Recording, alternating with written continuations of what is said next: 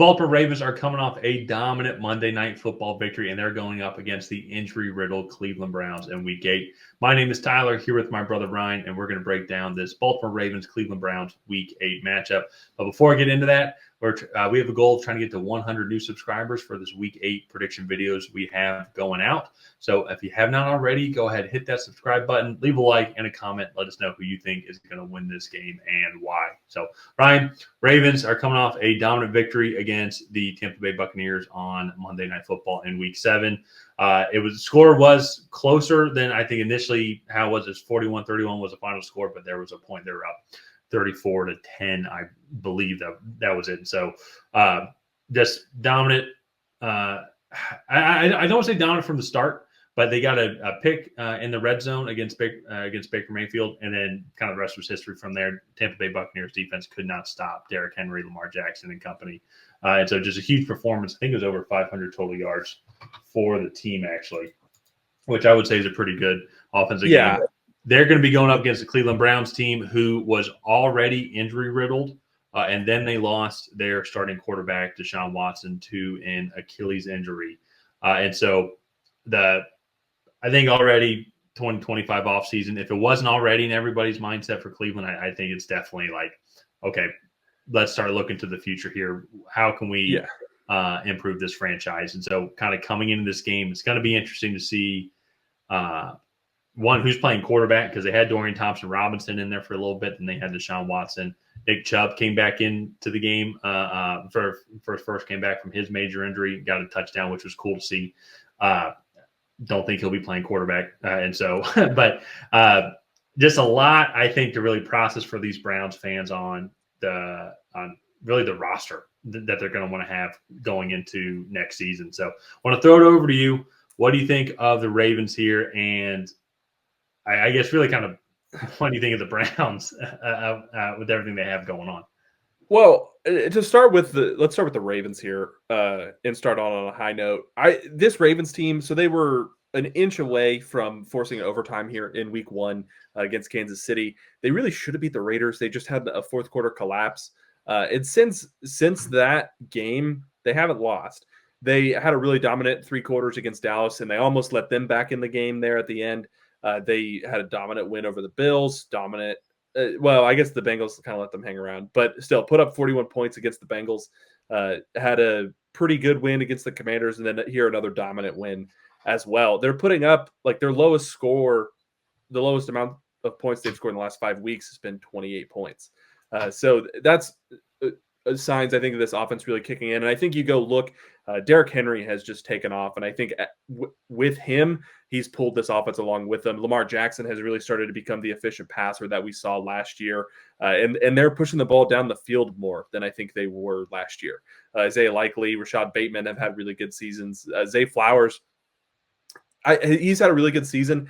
He's not quite the down the field separator that some of the other guys on the team are, but what he is so good at is getting those underneath passes. They throw him the screen passes, get the ball in his hands and go let him create and hit him in that like middle range in the middle of the field and in space and let him go create. So like they just have a really good combination of skill position players right now. This offensive line play has started to pick up as well in the run blocking area. So this Baltimore Ravens team is full steam ahead, and they're just doing a really good job right now of playing efficient football. So they're doing a really good job. And I think like to kind of go with the Cleveland Browns, they're just so injured right now. This team had so many hopes coming into this year. You're finally going to get a full season with Deshaun Watson. They made some coaching changes in the offseason that were supposed to tailor an offense more to his skill set. And this offensive line was really good last year. This defense was top 5 in just about every category last year, and it's just been none of that. And that's really frustrating for a fan base that has been, I mean, probably one of the unluckiest fan bases in sports history. Like outside of LeBron James, Cleveland sports has very little to hold on to. So I want the Browns to do well. This is not the season for them. They got to totally tear it down to the studs and just start over. So I bet we'll see another couple trades from this team here in the coming weeks before the trade deadline, and they just totally strip it down. Kevin Stefanski, I know it's really unfortunate that all these injuries have happened, but this is probably his last season with the team. Also, like it's just they're gonna probably restart everything. Probably so. It's going to be interesting to see who they trade from what they have left. It's potential too.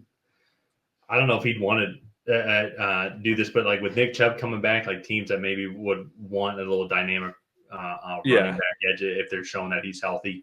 Maybe we can get a draft pick for him. Miles Garrett, I think, would pull a lot if they'd want to trade him. I mean, it's that could be its own whole video on like dissecting what the Browns can do up until the trade deadline and see what they can get from them. But the interesting though thing kind of going into the offseason is just the cap hit that they're going to get from Deshaun Watson, the 72.6 for the next each season for the next 2 years is going to be their cap hit.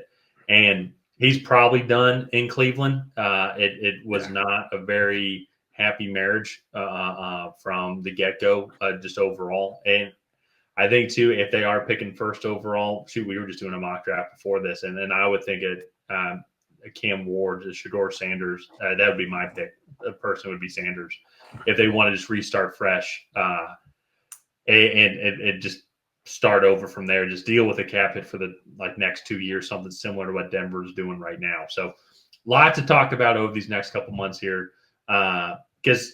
The bones, though, still of this team when healthy. Like they have a solid offensive line, they have a great defense when fully healthy. And we saw today against the Bengals, or not today, yesterday against the Bengals, and they were able to shut down that offense to a pretty measly overall performance. only 14 points given up by the defense, right? Yeah. So Bengals got the kickoff return for a touchdown to start the game, and it was 7-0 for a very long time. So.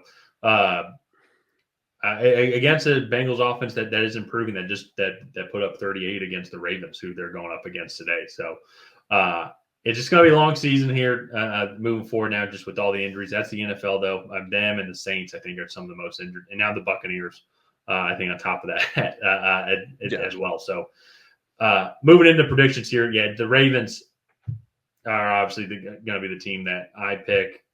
Ryan, I can assume that you're going to pick. We are not financial advisors, so don't take advice from us. But everybody should, if you're in some sort of league, that this should be the team that you are probably would want to take a hard look at selecting. It's just because of just one, the Ravens are flying high and the Browns are in the toilet. No pun intended. Yeah, I'm going with Baltimore as well. Just. One, the amount of momentum the Ravens have right now, winning 5 straight, like Derrick Henry in this running game just are clicking, and like the complete lack of continuity just on the offensive side of the ball right now for Cleveland, I think is enough to